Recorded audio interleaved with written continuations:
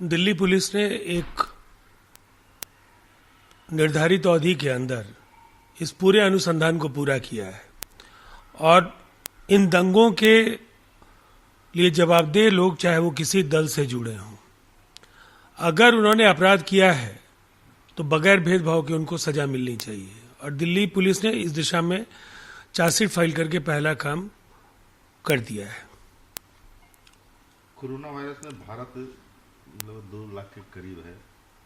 भारत की मृत्यु दर सबसे बड़ी बात है कि 2.82% पर है, जो दुनिया में सबसे कम है, और जो रिकवरी रेट है वो 48.07% है। हम सरकार का कहना है कि हम चोटी से काफ़ी पीछे हैं, बहुत दूर हैं, और कोविड को रोकने के लिए हमारे निवारण के उपाय बहुत प्रभावी रहे हैं। ICMR ने ये बात कही। ICMR ने जो आंकड़े दिए हैं, निश्चित तौर पर दुनिया के बाकी मुल्कों के मुकाबले हिंदुस्तान में मृत्यु दर अन्य देशों के मुकाबले काफ़ी हद तक नियंत्रण में है।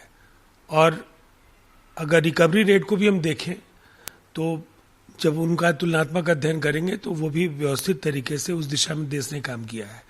लेकिन आंकड़े बढ़ रहे हैं और इन आंकड़ों को दुनिया के बाकी देशों के साथ तुलना करने की हर बार हम नहीं कह सकते, इसलिए कि ऐसे भी एशिया में सबसे ज़्यादा कोविड-19 के मामले हैं हिंदुस्तान में, और दुनिया की जो तालिका है उसमें 9वें स्थान पर भारत पहुंच चुका है। तो अब जब अनलॉक 1 की शुरुआत हो चुकी है तो ये सबसे मुश्किल वक्त है एहतियात, सावधानियां और साथ साथ अर्थव्यवस्था को पटरी पर लाना। तो इंसानी जानों को बचाने के लिए एक बेहतर रणनीति पर काम करना आज समय की मांग हो गई है। प्रधानमंत्री ने कहा है कि विकास भारत में फिर से लौटेगी। देश को अब ऐसे उत्पादों का निर्माण करने की आवश्यकता है जो मेड इन इंडिया तो है, लेकिन मेड फॉर वर्ल्ड होना चाहिए। विश्व को एक भरोसेमंद साथी की तलाश है और भारत में वह क्षमता और ताकत भी है।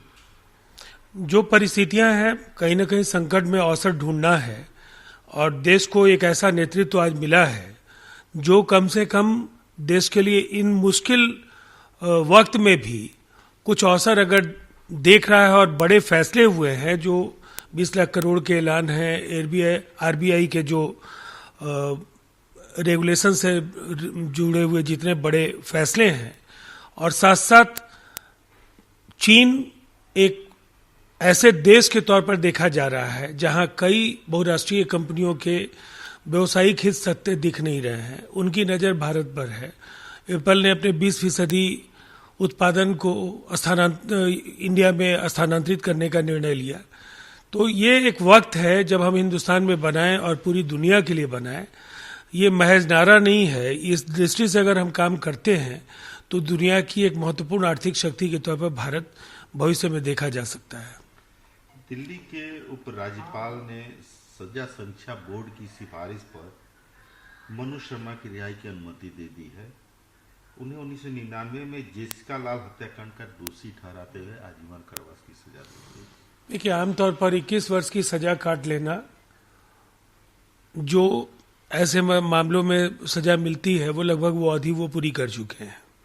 और एक प्रक्रिया जिसको राज्य सरकार अपने विवेक से संचालित करती है और बहुसदस्यीय बोर्ड के द्वारा इसको मंजूरी दिए जाने के बाद इसकी अनुशंसा LG को की गई है। तो ये पूरी प्रक्रिया पारदर्शी है, इसलिए इस पर सवाल उठाए जाने का कोई औचित्य नहीं।